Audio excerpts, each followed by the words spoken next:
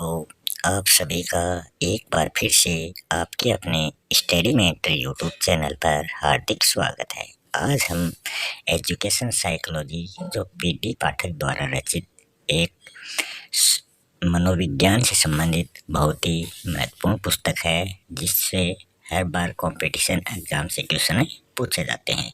इसका हम आज 27 नंबर का जो चैप्टर है संवेदना, प्रत्यक्षीकरण व प्रत्यय ज्ञान, ये आपके समक्ष प्रस्तुत करने जा रहे हैं। सबसे पहले हम देखेंगे संवेदना। संवेदना का अर्थ और इसका स्वरूप क्या है। हमें बाह्य संसार का सब ज्ञान जो होता है वो ज्ञानेंद्रियों के द्वारा ही प्राप्त होता है, इसलिए इनको ज्ञान के द्वार भी कहा जाता है। किनको? ज्ञानेंद्रियों को ज्ञान का द्वार कहा जाता है। एक इंद्रिय से केवल एक प्रकार का ज्ञान प्राप्त होता है। आपको पता होना चाहिए कि हमारी जो ज्ञानेंद्रियां हैं वो कितनी हैं? 5 हैं। तो एक ज्ञानेंद्रिय से एक इंद्रिय से केवल एक प्रकार का ज्ञान प्राप्त होता है। तो 5 हमारी इंद्रियां होती हैं जिनसे हमें 5 प्रकार का ज्ञान प्राप्त होता है। उदाहरण के रूप में हम देखें, आँख की जो इंद्रिया है उससे हमें प्रकाश का, और कान के इंद्रिय से हमें आवाज़ का ज्ञान होता है। जब बालक का जन्म होता है तब वह अपने वातावरण के बारे में कुछ भी नहीं जानता। वो सभी से क्या होता है? अनभिज्ञ होता है। कुछ समय के बाद उसकी जो ज्ञानेंद्रियां हैं वो काम करना शुरू कर देती हैं, जिसके फलस्वरूप उनसे विभिन्न प्रकार का ज्ञान प्राप्त होने लगता है। इसी ज्ञान को क्या कहेंगे? संवेदना, या फिर इसी को क्या कहेंगे? इंद्रिय ज्ञान भी कहा जाता है। तो संवेदना और इंद्रिय ज्ञान ये दोनों एक ही होते हैं। आगे है संवेदना का जो पूर्व ज्ञान होता है या फिर जो पूर्व अनुभव होता है उससे कोई भी संबंध नहीं होता है। तो संवेदना का पूर्व ज्ञान से किसी प्रकार का कोई संबंध नहीं होता है। उदाहरण के रूप में हम देखें, शिशु के कानों में जैसे ही कोई आवाज़ आती है तो वह उसे सुनता है, पर वह यह नहीं जानता कि आवाज़ किसकी है और वो कहाँ से आ रही है। हाँ, वो कानों से सुन जरूर लेता है मगर वो उसका आभास नहीं कर पाता है। उसे इस प्रकार की आवाज़ का न तो पूर्व ज्ञान होता है कि उसने ऐसी आवाज़ पहले नहीं सुनी थी, और न ही उसको इस प्रकार की आवाज़ सुनने का पूर्व का कोई अनुभव है। आवाज़ के इसी प्रकार के ज्ञान को संवेदना कहते हैं। संवेदना सबसे साधारण मानसिक अनुभव और मानसिक प्रक्रिया का सामान्य रूप माना जाता है। यह ज्ञान प्राप्ति की पहली सीढ़ी मानी जाती है। तो जो ज्ञान प्राप्ति की प्रथम सीढ़ी मानी जाती है वो किसे कहा जाता है? संवेदना को। यह क्वेश्चन कई बार पूछा जा चुका है। यह सभी प्रकार के ज्ञान में होती है। इसके अभाव में, मतलब जो संवेदना है उसके अभाव में किसी प्रकार का अनुभव संभव नहीं होता है। कुछ मनोवैज्ञानिकों ने संवेदना को केवल नवजात शिशु द्वारा ही अनुभव किया जाने वाला शुद्ध ज्ञान माना है, कि जो नवजात शिशु है वही, उसके द्वारा जो अनुभव किया जाने वाला शुद्ध ज्ञान होता है वही संवेदना है। वर्ड के शब्दों में हम कह सकते हैं कि जो शुद्ध संवेदना है वो मनोवैज्ञानिक की कल्पना मानी जाती है। आगे हम विभिन्न विद्वानों द्वारा दी गई संवेदना की परिभाषाएं देखते हैं। सबसे पहले जलोटा महोदय ने क्या कहा है? जलोटा महोदय ने कहा कि संवेदना जो है वो एक साधारण ज्ञानात्मक अनुभव माना जाता है। फिर जेम्स महोदय ने संवेदना के बारे में क्या कहा है कि जो संवेदनाएं हैं वो ज्ञान के मार्ग की पहली वस्तुएं मानी जाती हैं। इस प्रकार डगलस व हॉलैंड ने संवेदना के बारे में क्या कहा है कि संवेदना जो शब्द है इसका प्रयोग सब चेतना अनुभव में सबसे सरलतम का वर्णन करने के लिए किया जाता है कि चेतना और अनुभव में जो सबसे सरल है उसका वर्णन करने के लिए इस संवेदना का प्रयोग किया जाता है। यह तो हो गई इसकी परिभाषा। अब हम देख लेते हैं इसकी कितने टाइप होते हैं कि जो संवेदना होती है उसके प्रकार। ज्ञानेंद्रियों के अलावा शरीर की जो मांसपेशियां हैं वो शरीर के भीतर के जो अंग होते हैं उनकी संवेदनाओं के कारण माने जाते हैं। हैरिक्स महोदय ने अपनी पुस्तक इंट्रोडक्शन टू न्यूरोलॉजी में उनकी बहुत लंबी सूची प्रस्तुति की है। उनमें से डगलस एंड हॉलैंड ने निम्नलिखित को महत्वपूर्ण बताया है। वो कौन कौन से प्रकार हैं? सबसे पहली है दृष्टि संवेदना। सब प्रकार के जो रंग हैं, रूप हैं, वो दृष्टि संवेदना के द्वारा ही हमें मालूम होते हैं। फिर है ध्वनि संवेदना। सभी प्रकार की जो आवाज़ें हैं, जो ध्वनियाँ हैं, वो इसके अंतर्गत आती हैं ध्वनि संवेदना में। फिर है घ्राण संवेदना। घ्राण संवेदना जो है ये सब प्रकार की गंध लेने के लिए काम में आती है। फिर है स्वाद संवेदना। स्वाद संवेदना में हमें किसके बारे में पता चलता है? सभी प्रकार का स्वाद जो हम जीभ के द्वारा टेस्ट करते हैं वो स्वाद संवेदना है। फिर है स्पर्श संवेदना। स्पर्श क्या होता है? छूना। सब प्रकार के स्पर्श, दबाव आदि जो हैं वो स्पर्श संवेदना में आते हैं। फिर है मांसपेशी संवेदना। सभी प्रकार की जो मांसपेशियों की गति है उनसे संबंधित जो संवेदना है वो मांसपेशी संवेदना कहलाती है। फिर है शारीरिक संवेदना। शरीर के अंदर के अंगों द्वारा प्राप्त होने वाले सब प्रकार के जो अनुभव होते हैं वो इसके अंतर्गत आते हैं। ये तो हो गए संवेदना के प्रकार। अब हम देख लेते हैं संवेदना की कौन कौन सी विशेषताएं होती हैं। सबसे पहले इसकी विशेषता की बात करें तो वो है गुण, मतलब क्वालिटी। प्रत्येक संवेदना में एक विशेष प्रकार का गुण हमें देखने को मिलता है। एक ज्ञानेंद्रिय के द्वारा अनुभव की जाने वाली दो संवेदनाओं में भी समानता नहीं होती है कि अपनी जो संवेदनाएं हैं वो कभी भी समान नहीं होती। उदाहरण के रूप में हम देखें कि दो फलों की जो फूल हैं उनकी सुगंध और दो मनुष्यों की आवाज़ कभी भी एक समान नहीं होती। उनमें किसी न किसी प्रकार की भिन्नता हमें देखने को मिलती है। तो ये इसका एक गुण है। फिर है दूसरी विशेषता तीव्रता। प्रत्येक संवेदना में तीव्रता की विशेषता हमें देखने को मिलती है। दो संवेदनाएं जो होती हैं वो समान रूप से तीव्र नहीं होती, मतलब तेज नहीं होती। वो उनमें से एक तो प्रबल होती है और एक निर्बल होती है, मतलब एक तो तेज होती है और दूसरी धीरे धीरे होती है। उदाहरण के रूप में हम देखें लाल और सफ़ेद रंगों की तीव्रता में अंतर हमें देखने को मिलता है। फिर अगली विशेषता है अवधि। प्रत्येक संवेदना की एक निश्चित अवधि हमें देखने को मिलती है, उसके बाद में व्यक्ति उसका अनुभव नहीं कर पाता है। कुछ संवेदनाएं जो होती हैं वो दीर्घकालीन होती हैं और कुछ संवेदनाएं जो होती हैं वो अल्पकालीन होती हैं। उदाहरण के रूप में हम देखें कि 1 मिनट सुनी जाने वाली जो आवाज़ की संवेदना है वो अल्पकालीन होती है और 1 घंटे तक सुनी जाने वाली आवाज़ की जो संवेदना है वो दीर्घकालीन है, मतलब लंबे समय तक सुनी जाएगी वो दीर्घकालीन और कुछ समय के लिए सुनी जाएगी वो अल्पकालीन संवेदना है। अगली जो विशेषता है वो है स्पष्टता। प्रत्येक संवेदना में स्पष्टता की विशेषता पाई जाती है। अल्पकालीन संवेदना की तुलना में जो दीर्घकालीन संवेदना है वो अधिक स्पष्ट मानी जाती है। इसके अलावा जिस संवेदना पर हमारा ध्यान जितना अधिक केंद्रित होगा उतनी ही अधिक उसमें स्पष्टता आती जाती है। अगली विशेषता है स्थानीय चिन्ह। प्रत्येक संवेदना में स्थानीय चिन्ह की विशेषता हमें देखने को मिलती है। उदाहरण के रूप में हम देखें कि यदि हमारे हाथ को किसी स्थान पर से दबाया जाता है तो हम बता सकते हैं कि इस स्पर्श संवेदना का स्थान कौन सा है।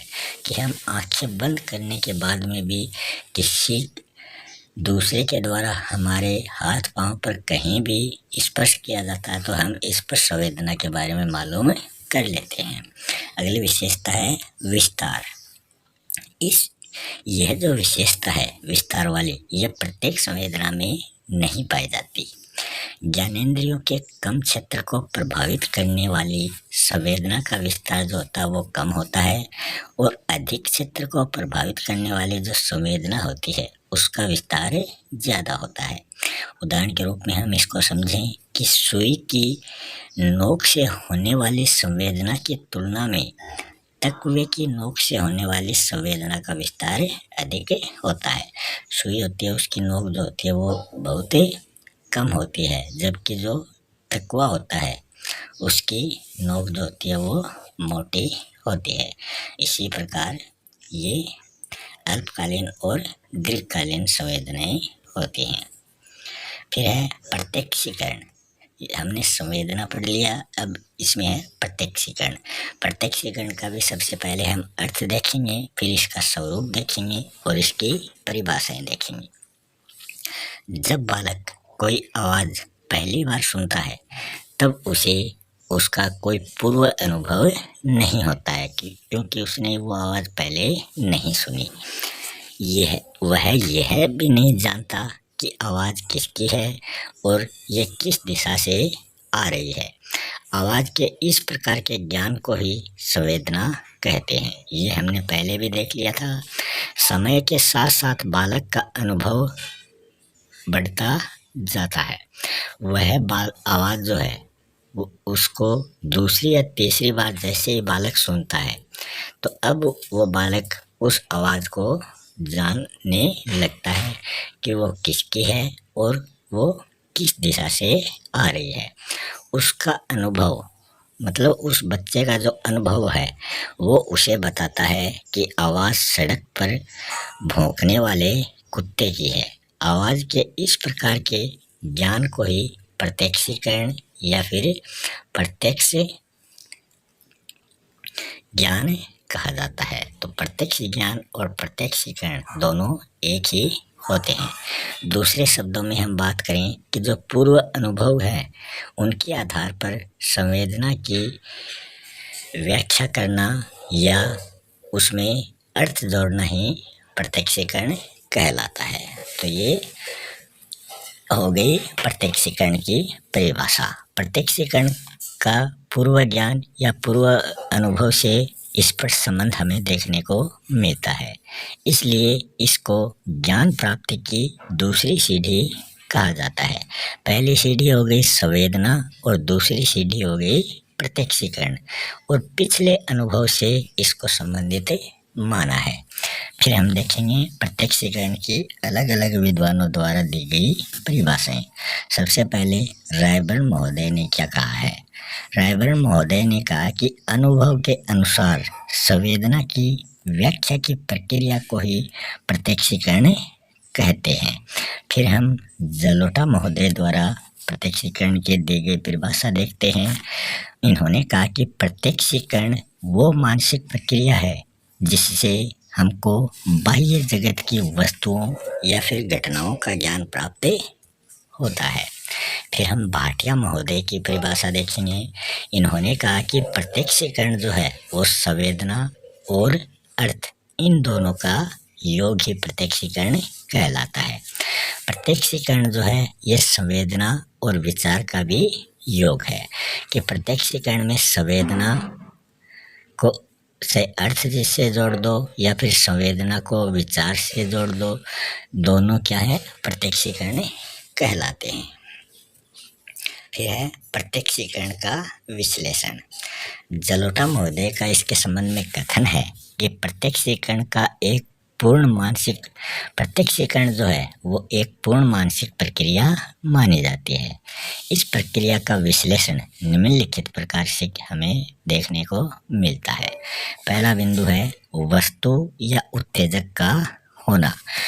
प्रत्यक्षीकरण के अंतर्गत वस्तु या उद्देजक का होना अनिवार्य माना जाता है। दूसरा बिंदु है वस्तु का ज्ञानेंद्रियों को प्रभावित करना। तीसरा है ज्ञानेंद्रियों का ज्ञानवाहक तंतुओं को प्रभावित करना, कि जो ज्ञानेंद्रियां हैं वो ज्ञानवाहक जो तंतु हैं उसको प्रभावित करते हैं। अगला बिंदु है ज्ञानवाहक तंतु का वस्तु के ज्ञान या अनुभव को मस्तिष्क के ज्ञान के केंद्र में वो पहुंचाने का काम करते हैं। फिर अगला है संवेदना उत्पन्न करना। उससे अगला है संवेदना में अर्थ जोड़ना। फिर है प्रत्यक्षीकरण का होना। फिर है संवेदना और प्रत्यक्षीकरण में अंतर क्या है। पहले हमने संवेदना पढ़ा था, अब हम प्रत्यक्षीकरण पढ़ रहे हैं। दोनों में क्या अंतर है, क्या भिन्नता है। पहला बिंदु है संवेदना में जो मस्तिष्क होता है वो निष्क्रिय रहता है, जबकि प्रत्यक्षीकरण में इसका उल्टा होता है। जो मस्तिष्क है वो हमेशा सक्रिय रहता है, मतलब कोई ना कोई कार्य वो करता रहता है। दूसरा बिंदु है संवेदना जो है वो ज्ञान प्राप्ति की पहली सीढ़ी है, और अभी हमने देखा प्रत्यक्षीकरण जो है वो ज्ञान प्राप्ति की संवेदना के बाद में दूसरी सीढ़ी मानी जाती है। फिर है संवेदना जो है उसका पूर्व अनुभव से किसी प्रकार का कोई संबंध नहीं होता है, जबकि जो प्रत्यक्षीकरण है इसका पूर्व अनुभव से किसी न किसी प्रकार का कोई ना कोई संबंध अवश्य होता है। अगला बिंदु है संवेदना द्वारा प्राप्त ज्ञान जो होता है वो अस्पष्ट और अनिश्चित होता है, जबकि प्रत्यक्षीकरण के द्वारा प्राप्त ज्ञान जो होता है वो इसके अपोजिट स्पष्ट होता है और निश्चित होता है। अगला बिंदु है संवेदना में मानसिक क्रिया का जो रूप है वो सरल होता है और वो प्रारंभिक भी होता है, जबकि प्रत्यक्षीकरण में क्या होता है कि जो मानसिक क्रिया का रूप है वो जटिल भी होता है और विकसित भी होता है। फिर है अगला बिंदु संवेदना की मानसिक प्रक्रिया में केवल एक तत्व ही पाया जाता है और वो है अनुभव। तो संवेदना की मानसिक प्रक्रिया में केवल अनुभव नाम का ही तत्व पाया जाता है, जबकि प्रत्यक्षीकरण की जो मानसिक प्रक्रिया है इसमें हमें दो तत्व देखने को मिलते हैं। पहला तत्व है किसी वस्तु को देखना और दूसरा तत्व है उस देखी हुई वस्तु का अर्थ लगाना। फिर अगला बिंदु है संवेदना हमको ज्ञान का कच्चा माल देती है। जिस प्रकार कोई वस्तु निर्मित की जाती है उससे पहले वो कच्चे माल के रूप में होती है और उसको फिर वस्तु का रूप दिया जाता है। तो संवेदना जो है वो कच्चा माल है। प्रत्यक्षीकरण होता है उस ज्ञान को संगठित रूप प्रदान करना। जिस प्रकार मान लो लोहा है तो लोहार जो होता है तो लोहा तो संवेदना में आ जाता है और लोहार उस लोहे को गर्म करके उसको मनचाहा आकार दे देता है, उसका कुछ भी बना देता है। तो वो जो बनी हुई वस्तु है वो तो प्रत्यक्षीकरण कहलाती है और जो लोहा है जो कच्चा माल है वो संवेदना कहलाता है। अगला बिंदु है भाटिया महोदय के अनुसार। भाटिया महोदय ने कहा कि संवेदना जो है ये किसी वस्तु के रंग, स्वाद, गंध आदि के समान गुण को बतलाती है, जबकि जो प्रत्यक्षीकरण होता है ये वस्तु और गुण में संबंध स्थापित करता है। अगला बिंदु है स्टुअर्ट एंड ऑकडेन महोदय के अनुसार। इन्होंने संवेदना के बारे में कहा कि संवेदना जो है ये किसी वस्तु का तात्कालिक अनुभव देती है, मतलब तुरंत जो अनुभव है, तात्कालिक मतलब जो अनुभव होता है वो तुरंत देती है। और जो प्रत्यक्षीकरण है ये पूर्व ज्ञान के आधार पर उस अनुभव की व्याख्या करता है। अगला बिंदु है जेम्स महोदय के अनुसार। जेम्स महोदय ने संवेदना के संबंध में कहा कि संवेदना जो है ये किसी वस्तु का केवल परिचय भर देती है, जबकि जो प्रत्यक्षीकरण है ये उस वस्तु का हमें ज्ञान प्रदान करती है। तो ये तो हो गए इन दोनों में अंतर। अब हम देखेंगे प्रत्यक्षीकरण की कौन कौन सी विशेषताएं हैं। पहली विशेषता है प्रत्यक्षीकरण में प्रत्यक्षीकरण में पूर्ण स्थिति का ज्ञान, मतलब जो स्थिति होती है उसका पूर्ण ज्ञान हमें होता है। झा महोदय ने इसके संबंध में लिखा है कि प्रत्यक्षीकरण की जो सबसे महत्वपूर्ण विशेषता है वो है पूर्णता के नियम का कार्य करना। इसका अभिप्राय यह है कि प्रत्यक्षीकरण में हमें पूर्ण स्थिति या फिर सब वस्तुओं का इकट्ठा ज्ञान हमें देखने को मिलता है। उसके अलग अलग अंगों का ज्ञान हमें प्राप्त नहीं होता, बल्कि वो एक साथ हमें प्राप्त हो जाता है।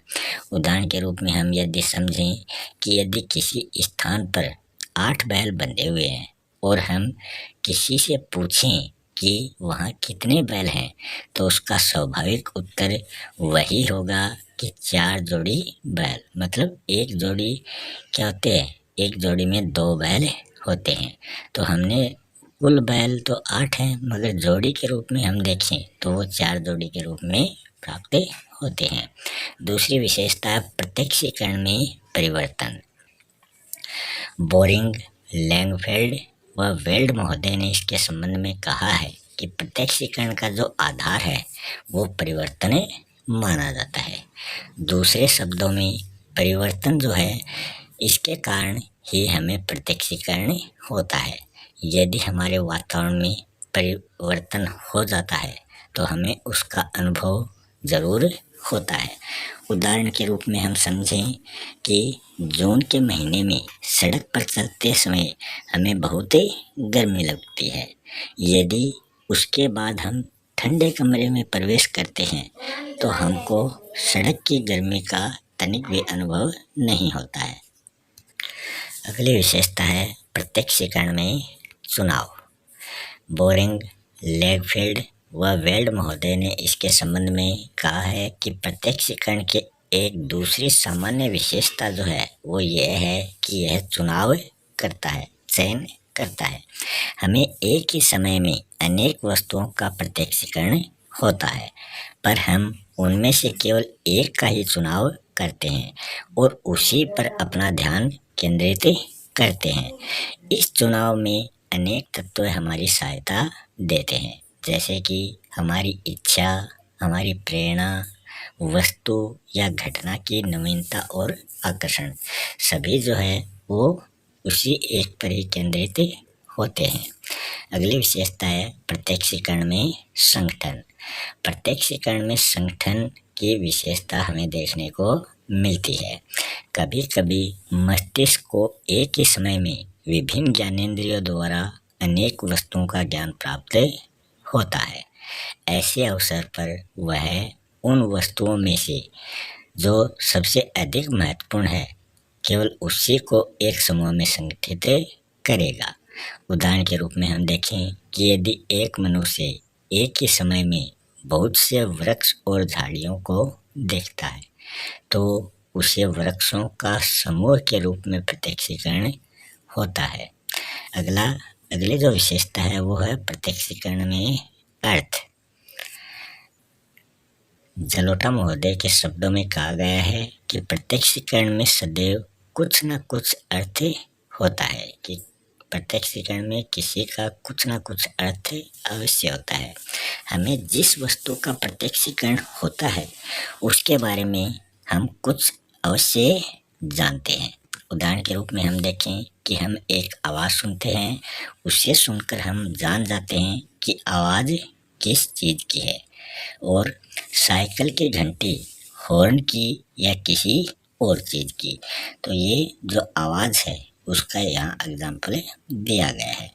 अगली विशेषता है प्रत्यक्षीकरण में अंतर। एलिस क्रो महोदय का विचार है कि व्यक्तिगत विभिन्नताओं के कारण व्यक्तियों के प्रत्यक्षीकरण में अंतर होता है।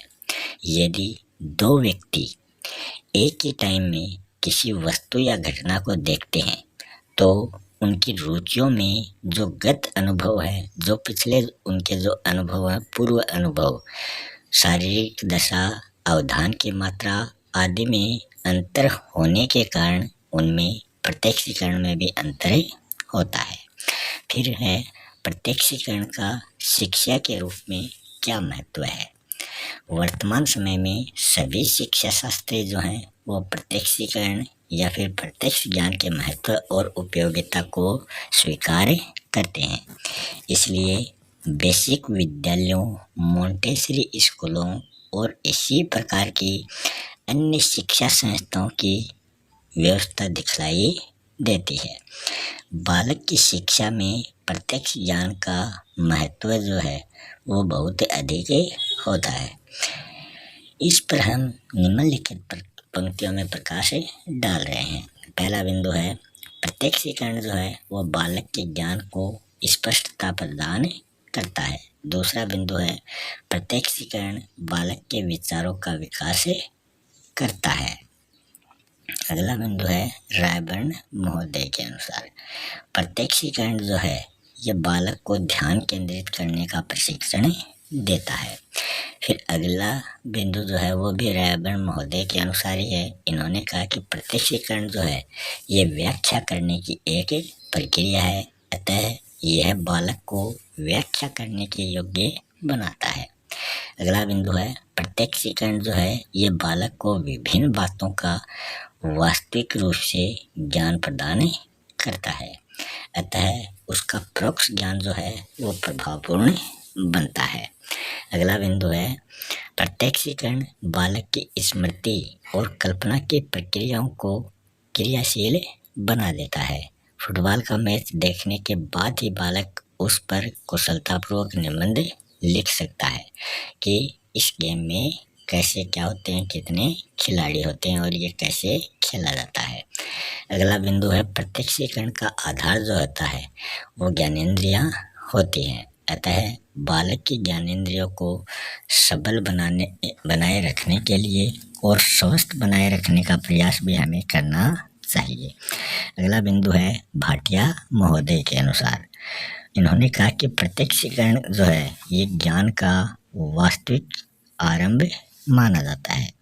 इस ज्ञान प्राप्ति से ज्ञानेंद्रियों का मुख्य स्थान माना जाता है, अतः बालक की ज्ञानेंद्रियों को उचित प्रशिक्षण दिया जाना चाहिए। अगला बिंदु है डंबिल महोदय के अनुसार इन्होंने कहा कि प्रत्यक्षीकरण और गति में बहुत घनिष्ठता का संबंध होता है, अतः बालक के प्रत्यक्षीकरण का विकास करने के लिए उसे शारीरिक गतियां करने के अवसर प्रदान करने चाहिए। इस उद्देश्य से खेल कूद, दौड़ भाग आदि की उचित व्यवस्था की जानी चाहिए। अगला बिंदु है बालक के प्रत्यक्षीकरण का विकास करने के लिए उसे अपने आसपास के वातावरण, संग्रहालय, प्रसिद्ध इमारतों और अन्य उपयोगी स्थानों को देखने के अवसर प्रदान करने चाहिए। अगला बिंदु है बालक के प्रत्यक्षीकरण का विकास करने के लिए उसे स्वयं क्रिया द्वारा ज्ञान प्राप्त करने, वास्तविक वस्तुओं का प्रयोग करने और बनाने के लिए सदैव हमें प्रोत्साहित करना चाहिए। अगला बिंदु है बालक के प्रत्यक्षीकरण का विकास करने के लिए शिक्षक को पढ़ाते समय विविध प्रकार की शिक्षण सामग्री का प्रयोग करना चाहिए। आगे है प्रत्यय ज्ञान का अर्थ व स्वरूप। ये अपने चैप्टर का तीसरा बिंदु था। सबसे पहले हम इसका अर्थ देखेंगे और फिर इसका स्वरूप देखेंगे। बालक जब भी कुत्ते को पहली बार देखता है तो वो कुत्ते के क्या देखता है कि कुत्ते के 4 टांगें होती हैं, कुत्ते के 2 आँखें होती हैं और कुत्ते के एक लंबी सी पूँछ होती है और कुत्ते का रंग जो है वो किसी भी प्रकार का हो सकता है, यहाँ सफ़ेद दे रखा है। उस कुत्ते को देखकर बालक को एक विशेष कुत्ते का ज्ञान प्राप्त हो जाता है। विशेष कुत्ता इसलिए क्योंकि उसे केवल एक विशेष या खास कुत्ते का ही ज्ञान प्राप्त हुआ है, क्योंकि उसने उस सफ़ेद कुत्ते को ही देखा है। अलग और कोई रंग है उस प्रकार के कुत्ते को उसने अभी तक नहीं देखा है। आम कुत्तों का ज्ञान उसे अभी नहीं हुआ है। कुछ समय के बाद बालक उसी कुत्ते को फिर से देखता है।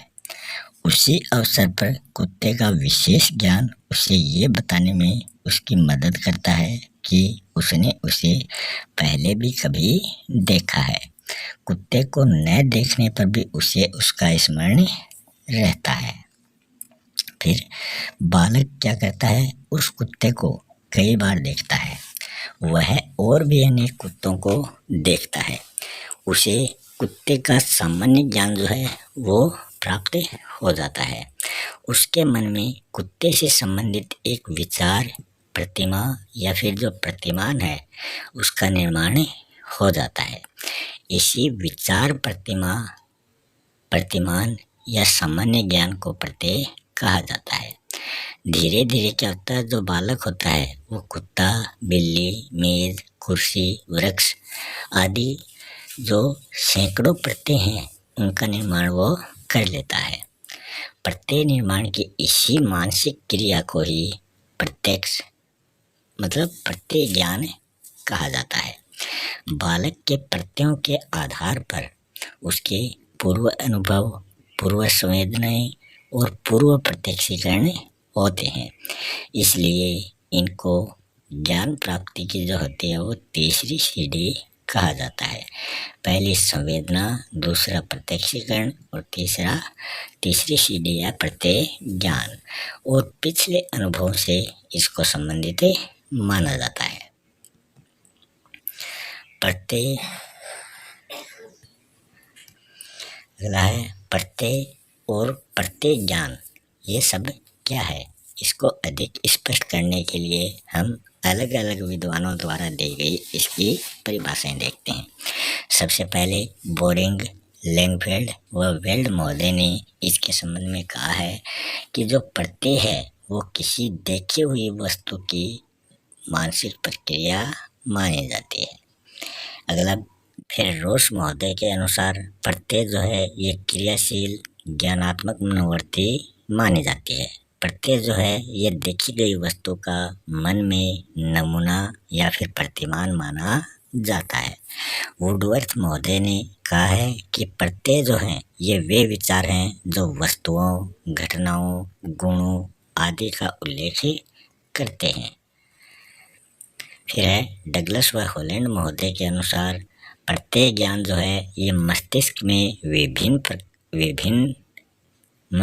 में जो विचार आते हैं उनके निर्माण का उल्लेख करता है। फिर हम देखेंगे प्रत्यय की प्रमुख विशेषताएं कौन कौन सी हैं। पहली है बोरिंग, लैंगफेल्ड व वेल्ड महोदय के अनुसार प्रत्यय जो है ये किसी सामान्य वर्ग को व्यक्त करने वाला एक सामान्य विचार माना जाता है। फिर रोस महोदय के अनुसार प्रत्यय की विशेषता है प्रत्यय का जो संबंध है ये हमारे विचारों से होता है, चाहे ये जो विचार हैं ये वास्तविक हो चाहे ये विचार काल्पनिक हो। अगली जो विशेषता है वो प्रत्यय एक वर्ग की वस्तुओं के सामान्य गुणों और विशेषताओं का सामान्य ज्ञान प्रदान करता है। अगली जो इसकी विशेषता है वो क्रो एंड क्रो महोदय के अनुसार है। इन्होंने कहा कि प्रत्यय जो है ये किसी वस्तु का सामान्य अर्थ होता है जिस शब्द या शब्द समूह द्वारा व्यक्त किया जाता है। अगले जो इसका विशेषता है वो प्रत्यय का आधार जो है वो अनुभव होता है। जैसे जैसे बालक के अनुभव में वृद्धि होती जाती है वैसे वैसे उसके प्रत्ययों की जो संख्या है वो भी लगातार बढ़ती जाती है। अगला बिंदु हरलोक महोदय के अनुसार है प्रत्यय में जटिलता होती है जिसमें बालक के ज्ञान और अनुभव के अनुसार परिवर्तन सदैव होते रहते हैं। अगला बिंदु है प्रत्यय जो है ये आरंभ में तो अस्पष्ट और अनिश्चित होते हैं। ज्ञान, अनुभव और समय की गति के साथ साथ ये स्पष्ट हो जाते हैं और निश्चित रूप धारण करते चले जाते हैं। अगला बिंदु है भाटिया महोदय के अनुसार। भाटिया महोदय ने कहा है कि प्रत्यय जो है ये वस्तुओं, गुणों और संबंधों के बारे में हो सकते हैं। जैसे कि वस्तु में आ जाएगा घोड़ा, मेज, टोपी, और गुण में आ जाएगा लाली, स्वाद, ईमानदारी, समय, तत्परता, और संबंध में आ जाएगा छोटा, बड़ा, ऊंचा। तो ये वस्तुओं के गुण, संबंध, उनके बारे में ये हमें ज्ञान प्रदान करता है। अगला बिंदु है प्रत्यय का जो आधार है वो हमारा विचार होता है। अतः जिस वस्तु के संबंध में हमारा जैसा भी विचार होता है वैसे ही प्रत्यय का निर्माण हम करते रहते हैं। मतलब जाकी रही भावना जैसी वैसा ही प्रत्यय होता है। अगला बिंदु है एक वस्तु के संबंध में विभिन्न व्यक्तियों के विभिन्न प्रत्यय हो सकते हैं। उदाहरण के रूप में हम देखें कि दीवार पर बनी हुई किसी आकृति को अशिक्षित जो व्यक्ति है वो तो साधारण नमूना कहेगा, और जो कलाकार है वो कला की वस्तु, और जो दार्शनिक है वो किसी सार्वभौमिक सत्य का प्रतीक उसी एक चित्र को समझते हैं। इस प्रकार एक ही वस्तु सामान्य व प्रत्यय जो है वो कलात्मक प्रत्यय और दार्शनिक प्रत्यय का रूप धारण कर सकते हैं। फिर हम देखें प्रत्यय का निर्माण किस प्रकार होता है। प्रत्ययों का निर्माण करने में बालक को 5 स्तरों से होकर गुजरना पड़ता है। पहला स्तर है निरीक्षण। बालक बोलना सीखने से पहले ही प्रत्ययों का निर्माण करने लगता है। वह प्रथम बार अनेक वस्तुएं देखता है और उनके प्रत्ययों या मानसिक प्रतिमाओं का निर्माण वो शुरू कर देता है। उदाहरण के रूप में हम देखें कि वह सफ़ेद रंग का कुत्ता सबसे पहले देखता है। उसके फलस्वरूप उसे प्रत्ययों का ज्ञान प्राप्त हो जाता है। दूसरे शब्दों में हम कहें कि वह कुत्ते का निरीक्षण करके उसके प्रत्यय का निर्माण स्वयं कर लेता है।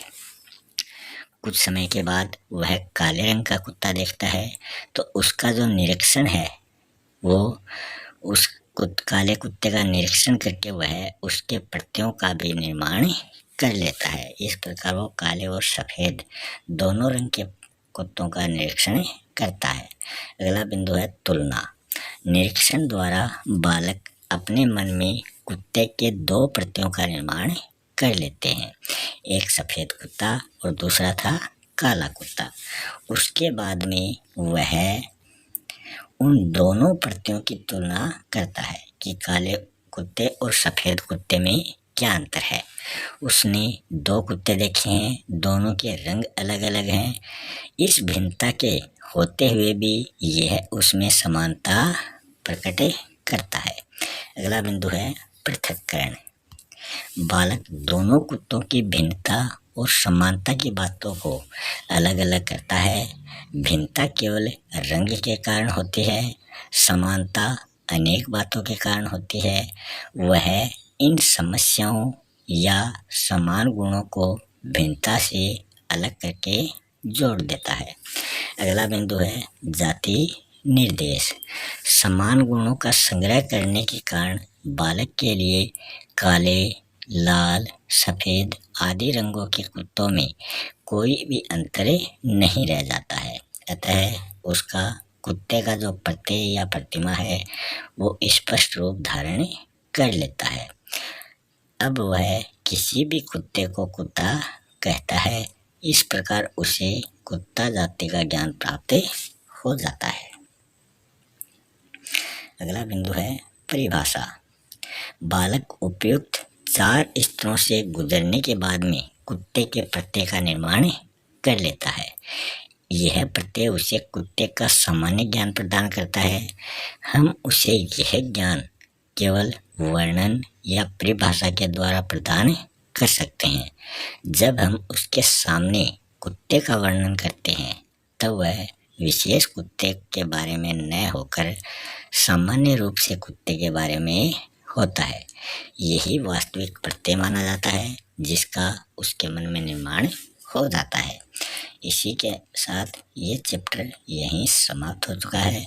इस चैप्टर से संबंधित नीचे कुछ इम्पोर्टेंट क्वेश्चन दिए गए हैं, आप उन क्वेश्चनों को सॉल्व करने का प्रयास करें।